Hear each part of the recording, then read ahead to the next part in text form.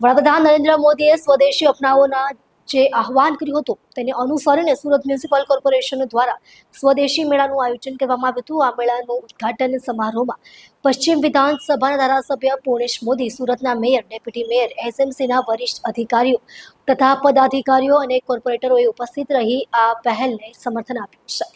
વડાપ્રધાન નરેન્દ્ર મોદીના સ્વદેશી અપનાવોના આહવાને અનુસરી સુરત મહાનગરપાલિકા દ્વારા સ્વદેશી મેળાનું આજે ઉદ્ઘાટન કરવામાં આવ્યું છે। આ કાર્યક્રમનું આયોજન સ્થાનીય ઉત્પાદકો અને શિલ્પકારોને પ્રોત્સાહન આપવા તેમજ નાગરિકોમાં સ્વદેશી ઉત્પાદનોના પ્રત્યે જાગૃતતા વધારવા માટે કરવામાં આવ્યું છે।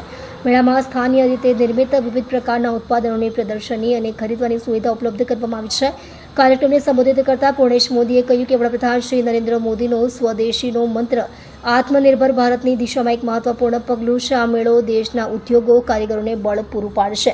સુરતના મેયરશ્રીએ નાગરિકોને મેળામાં ભાગ લેવા અને સ્વદેશી ઉત્પાદનોને પ્રોત્સાહન આપવાનું આહવાન કર્યું। એસએમસીના અધિકારીઓએ જણાવ્યું હતું કે આવા આયોજનોથી દેશની અર્થવ્યવસ્થા મજબૂત થશે અને રોજગારના નવા અવસરો સર્જાશે। કયા કાર્યક્રમમાં ઉપસ્થિત છો અને આજે ગાંધી જયંતિ શું છે?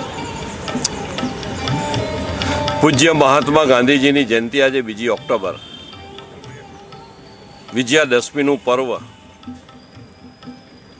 આજે રાષ્ટ્રીય સ્વયંસેવક સંઘ RSSને પણ 100 વર્ષ, શતાબ્દી વર્ષ।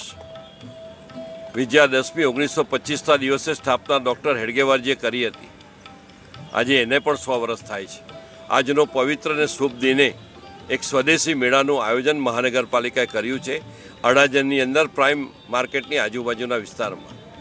આપણે વોકલ ફોર લોકલ, આપણા લોકોની, સ્વદેશના લોકોની વસ્તુ, બનાવેલી વસ્તુ, એના પરસેવાની મહેકથી બનાવેલી વસ્તુ એ વિશ્વના બજારમાં જાય એટલે વોકર ફોર લોકલ ને લોકર ફોર ગ્લોબલ, આ ગ્લોબલની વાત છે। ત્યારે આપણે વધુમાં વધુ નિકાસ કરીએ જેથી હુંડિયામણ આપણી પાસે આવે, આપણી આયાત ઘટે, જેના કારણે આપણું હુંડિયામણ જે છે વિદેશમાં ન જાય।